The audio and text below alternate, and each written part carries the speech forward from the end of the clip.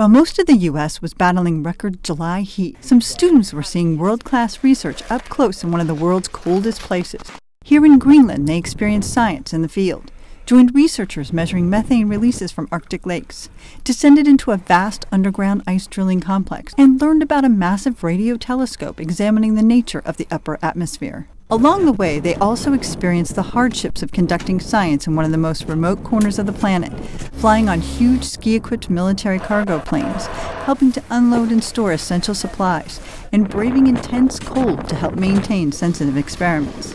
The U.S. students from the states of Alaska, Arizona, Colorado, Idaho, New York, and Washington were here in Greenland as part of the Joint Science Education Progran, JSEP, a cultural and scientific exchange between Denmark, Greenland, and the United States under the guidance of teachers from all three nations.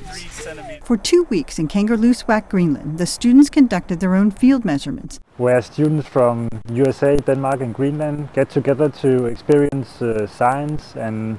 get to meet scientist groups that are doing research here in Kangerlussuaq in Greenland. And observed and interacted with scientists as part of the Greenlandic Run Field School, leading up to presentations of their findings. They also experienced some historic moments, a very unusual melt across the ice sheet that caused a river they were sampling just days before to rise to record levels, the completion of drilling by the climate researchers at the Danish-led North Greenland Eemian ice drilling project, and the chance to measure what might happen to rain on the ice sheet. Only days before they arrived, it had rained at Neem. From descending into a pit to see how annual snow turns into layers of ice, to learning how to extract ice cores from the Greenland ice sheet, to using off-the-shelf scientific tools in a distance learning pilot project with students in Idaho, the hands-on exposure in JSEP's U.S.-led Science Education Week also helps students to build a conception of real-world science. I have been interested in science my whole life, and I did an internship at the University Corporation for Atmospheric Research in Boulder, Colorado last summer, and that really tuned into my appreciation for meteorology and weather studies, and so I was hoping to find a way to interpret weather data and combine that with technology on this trip.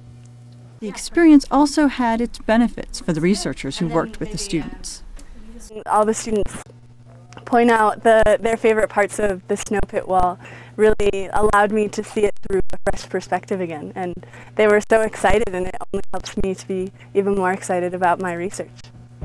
Though the expedition only lasted 3 weeks, the students will come away not only with memories of their peers and other cultures, but with a new appreciation for the realities of research and a renewed interest in science as a career.